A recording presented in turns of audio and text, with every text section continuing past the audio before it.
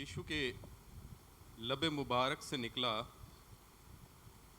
चौथा वर्ड इस प्रकार से है, और वचन में ये दो जगह पे इसका जिक्र है, मत्ती 27 और उसकी 47 और मरकुस 14 और उसकी 34। मेरे साथ निकालेंगे मत्ती 27 और उसकी 46वीं आयत इस प्रकार से कहती है, तीसरे पहर के निकट यीशु ने बड़े शब्द से पुकार कर कहा, एली एली लमा शबक्तनी, अर्थात हे मेरे परमेश्वर तूने मुझे क्यों छोड़ दिया।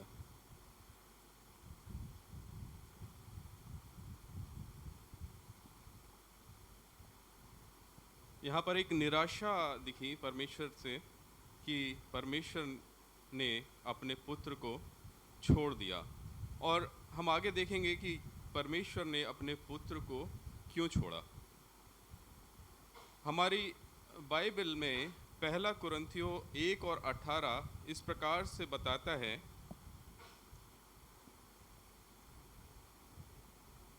क्योंकि क्रूस की कथा नाश होने वालों के लिए मूर्खता, परंतु हम उद्धार पाने वालों के लिए परमेश्वर की सामर्थ है।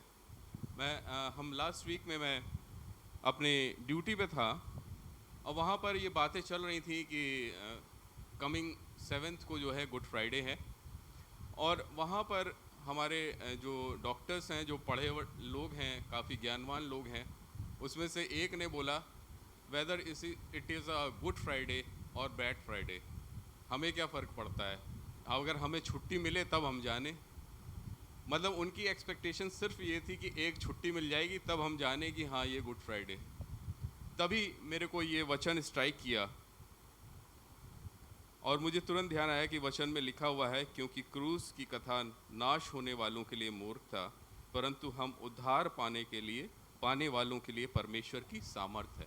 और ये परमेश्वर की सामर्थ है कि हम यहाँ पर खड़े हैं, हम जीवित हैं और अपनी सांसें ले रहे हैं। परमेश्वर के द्वारा एक एक सांस जो हमें दी गई है वो परमेश्वर की सामर्थ है, और परमेश्वर हमें सामर्थी बनाता है ताकि हम अपने जीवन में कामयाब हो सकें, अच्छे जीवन को जी सकें, और एक अच्छा दीर्घायु जीवन परमेश्वर हमें देना चाहता है। हम परमेश्वर का धन्यवाद करते हैं कि उसने हमें अपनी सामर्थ्य से भरा है और हमें मौका दिया है ताकि हम उसके साथ चल सकें।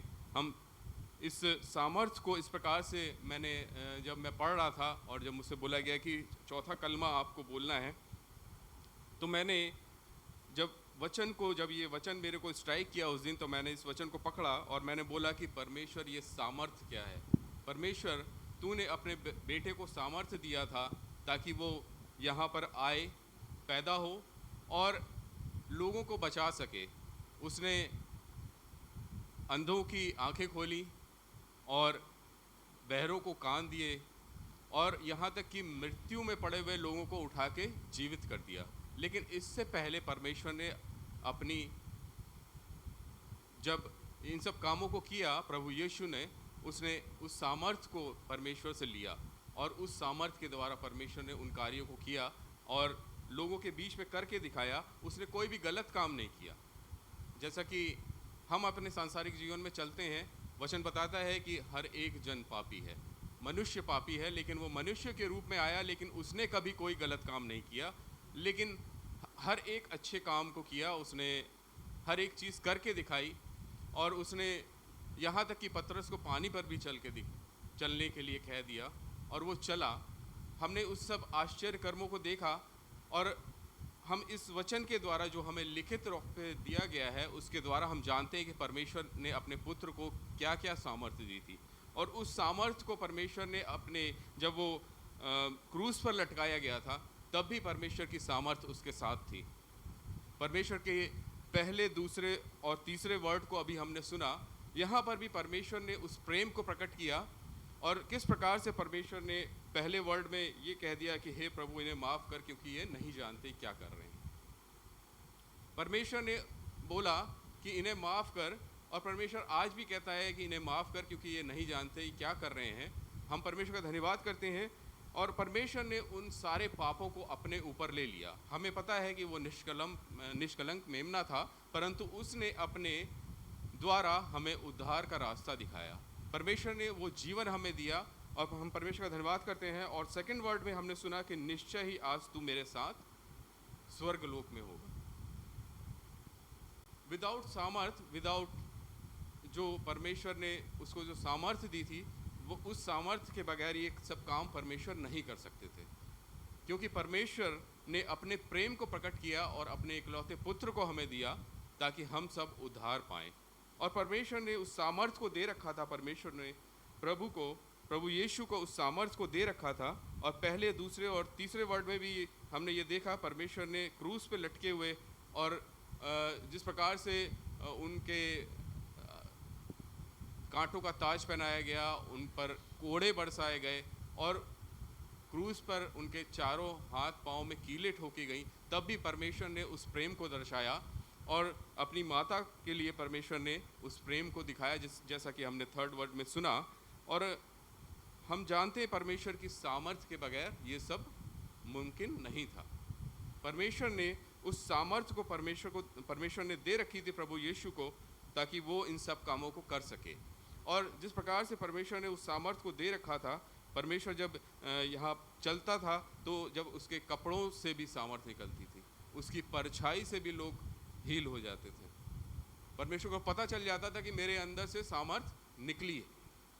परमेश्वर को फील हो जाता था कि मेरे अंदर से चंगाई निकली है। और परमेश्वर यीशु मसीह के रूप में हमें उस चंगाई को देने के लिए हर समय तैयार रहते हैं। परंतु यहाँ पर हम देखते हैं कि करीब करीब लिखा हुआ है कि तीसरे पहर के आसपास यीशु ने पुकार कर कहा कि हे मेरे परमेश्वर, तूने मुझे क्यों छोड़ दिया। और यहाँ पर हम देखते हैं कि परमेश्वर के पुत्र को उसके पिता ने छोड़ दिया। लेकिन क्यों छोड़ा?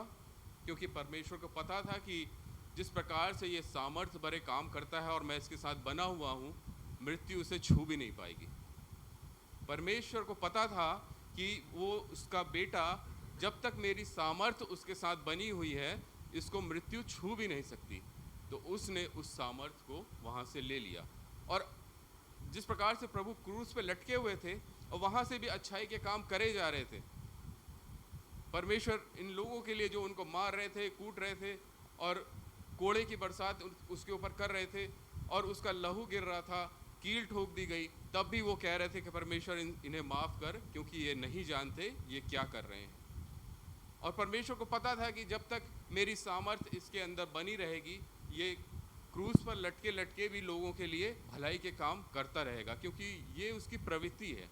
ये उसे दिया गया है कि वो परमेश्वर के प्रेम में चलता रहेगा। और जब तक परमेश्वर का प्रेम और परमेश्वर की सामर्थ्य उसके साथ है, मृत्यु परमेश्वर के पुत्र को छू भी नहीं सकती। इसलिए परमेश्वर ने उस सामर्थ्य को अपने बेटे से हटाया ताकि वो मृत्यु पा सके और हमें उद्धार मिल सके। मैं परमेश्वर का धन्यवाद करता हूँ कि उसने अपने इकलौते पुत्र को हमारे लिए भेजा। और इस प्रकार से परमेश्वर जब तकलीफ में था, तब भी परमेश्वर ने हमारे लिए प्रार्थना करी कि ये क्या कर रहे हैं, ये नहीं जानते।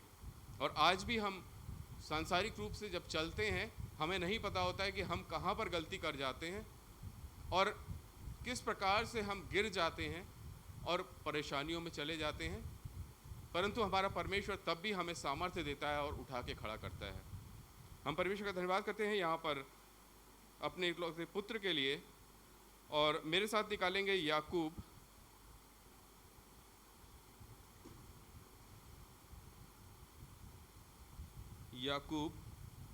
पहला अध्याय, उसकी 12वीं आयत से मैं पढ़ूंगा आपके सामने। यहाँ पर लिखा है, धन्य है वह मनुष्य जो परीक्षा में स्थिर रहता है, क्योंकि वह खरा निकलकर जीवन का वह मुकुट पाएगा जिसकी प्रतिज्ञा प्रभु ने अपने प्रेम करने वालों से की है। परमेश्वर ने यहाँ पर साफ साफ लिखा है, धन्य है वह मनुष्य जो परीक्षा में स्थिर रहता है। और यहाँ पर मैंने देखा कि परमेश्वर के पुत्र प्रभु यीशु मसीह ने किस प्रकार से अपने आप को स्थिर किया और स्थिरता में उसने कैसे बड़े बड़े काम किए।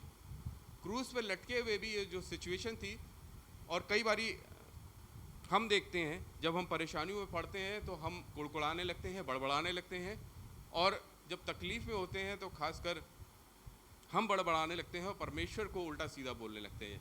परंतु यहाँ पर हमारे प्रभु यीशु ने अपने आप को स्थिर रखा और खरा निकलकर जीवन का मुकुट पाया। इसी प्रकार से परमेश्वर चाहते हैं कि हम अपनी परीक्षाओं में स्थिर रहें और उस जीवन के मुकुट को प्राप्त कर सकें जो परमेश्वर हमें देना चाहते हैं। और इसी प्रकार से 13वीं आयत में लिखा है, जब किसी की परीक्षा हो तो वो यह ना कहे कि मेरी परीक्षा परमेश्वर की ओर से होती है, क्योंकि ना तो बुरी बातों से परमेश्वर की परीक्षा हो सकती है और ना वह किसी की परीक्षा आप करता है। हम परमेश्वर की परीक्षा किसी भी प्रकार से कर नहीं सकते, और परमेश्वर जब हम एग्ज़ाम्स होते हैं, हम लोग बड़े मतलब बच्चों के लिए बड़े, अभी मैंने देखा लास्ट वीक में जब बच्चों के रिज़ल्ट्स आ रहे थे, हम लोग बड़े खुश थे कि हमारे बच्चों ने इतना अच्छा रिज़ल्ट दिखाया, इतने अच्छे मार्क्स लेके आए। क्या हमारा परमेश्वर नहीं चाहता कि हमारा रिज़ल्ट कैसा हो?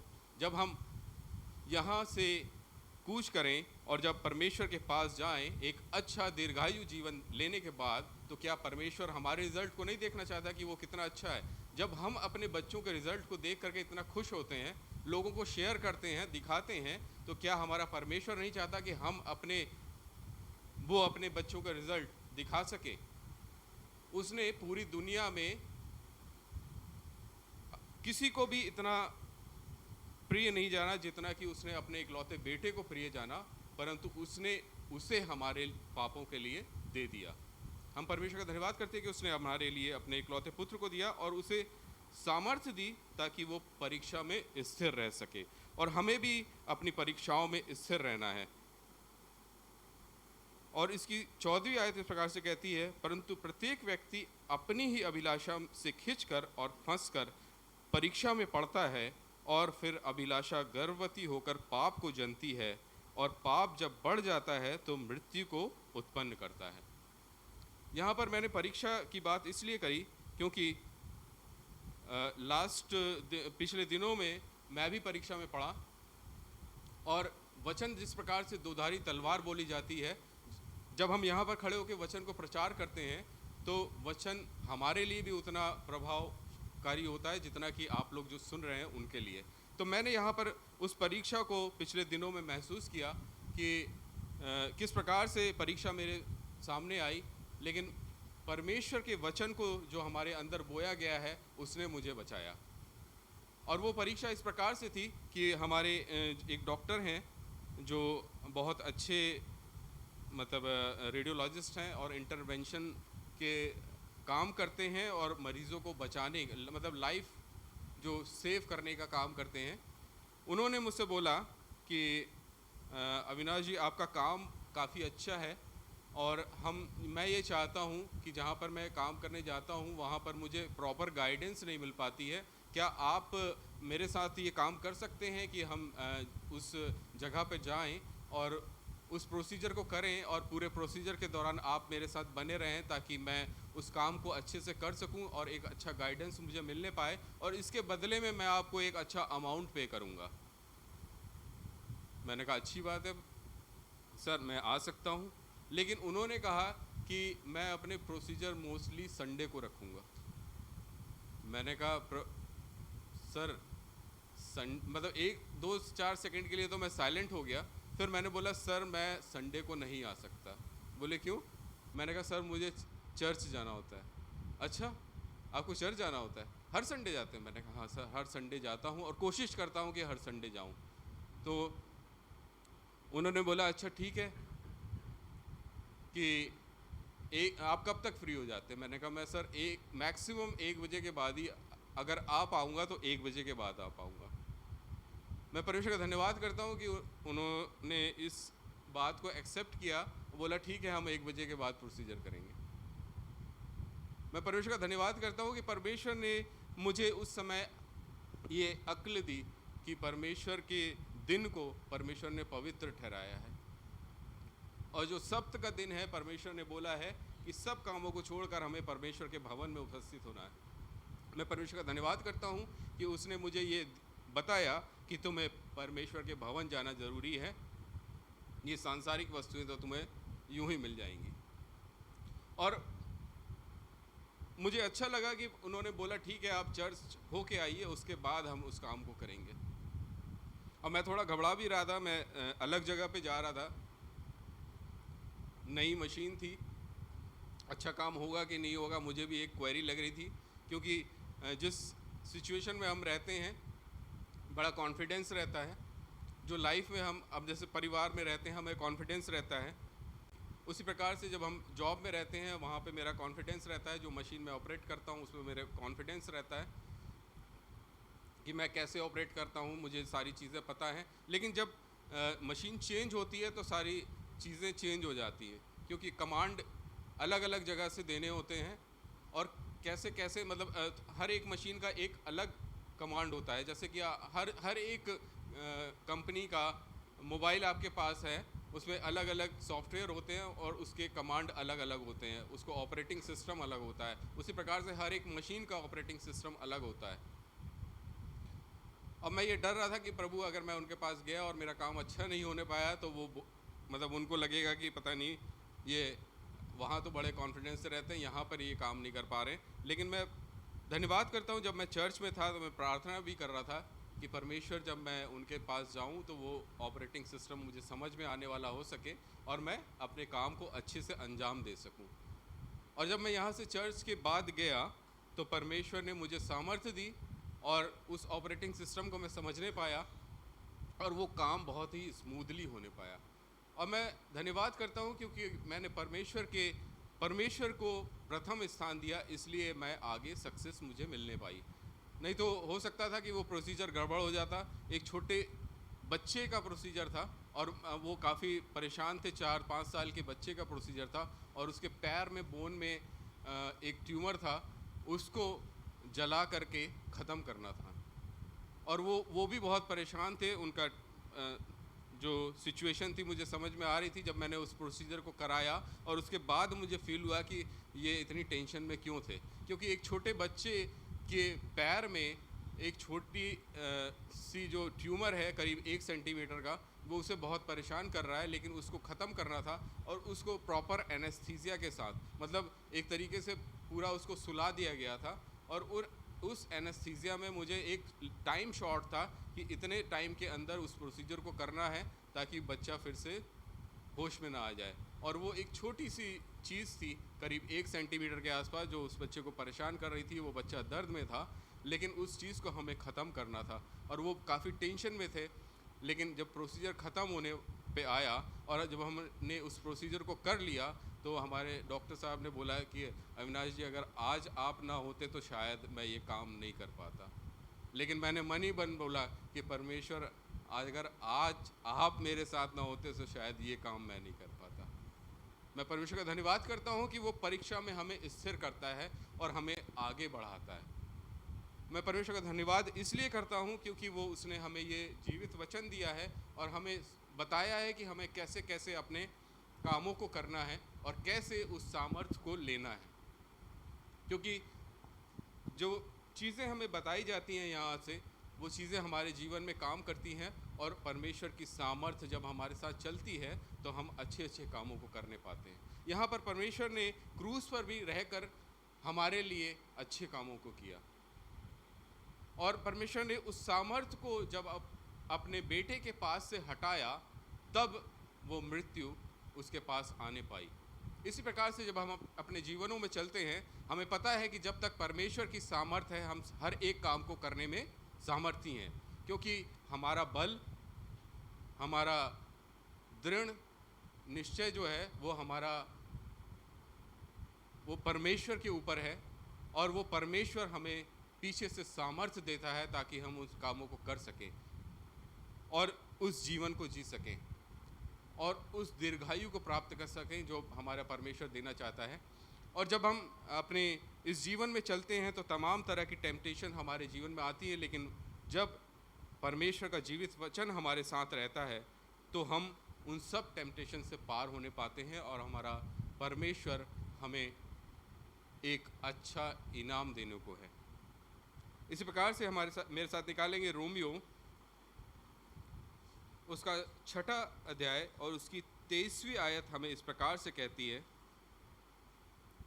क्योंकि पाप की मजदूरी तो मृत्यु है, परंतु परमेश्वर का वरदान हमारे प्रभु यीशु मसीह में अनंत जीवन है। परमेश्वर ने अपने इकलौते पुत्र के द्वारा हमारे लिए एक रास्ता खोला कि हम किस प्रकार से उस वरदान को ले सकें और उस अनंत जीवन को ले सकें, और इस सांसारिक जीवन में भी हम अपने आप को हर समय तौल सकें कि हम किस प्रकार से परमेश्वर की सामर्थ्य में चल सकते हैं, और ऐसा ना होने पाए कि परमेश्वर उस सामर्थ्य को हमसे हटा ले और हमें ये बोलना पड़ जाए कि हे मेरे परमेश्वर तूने मुझे क्यों छोड़ दिया। क्योंकि हमें हर समय एक एक सांस में जब हम चलते हैं तो हमें परमेश्वर की सामर्थ्य की ज़रूरत है, और उस सामर्थ्य को लेकर के हमें चलने की ज़रूरत है ताकि हम लोगों के बीच में एक जीवित गवाही के रूप में चल सकें। परमेश्वर ने उस सामर्थ्य को इसलिए हटाया ताकि परमेश्वर का पुत्र उस मृत्यु को प्राप्त कर सके और हमारे लिए एक रास्ता खुल सके। परंतु हमारे पास एक क्वेश्चन है कि हमें क्या चाहिए, परमेश्वर की सामर्थ्य, या हमें ये बार बार बोलने की ज़रूरत पड़ जाए कि हे मेरे परमेश्वर तूने मुझे क्यों छोड़ दिया। आज मैं इस बात के साथ ख़त्म करना चाहूँगा, क्योंकि पाप की मजदूरी तो मृत्यु है, परंतु परमेश्वर का वरदान हमारे प्रभु यीशु मसीह में अनंत जीवन है। Praise the Lord.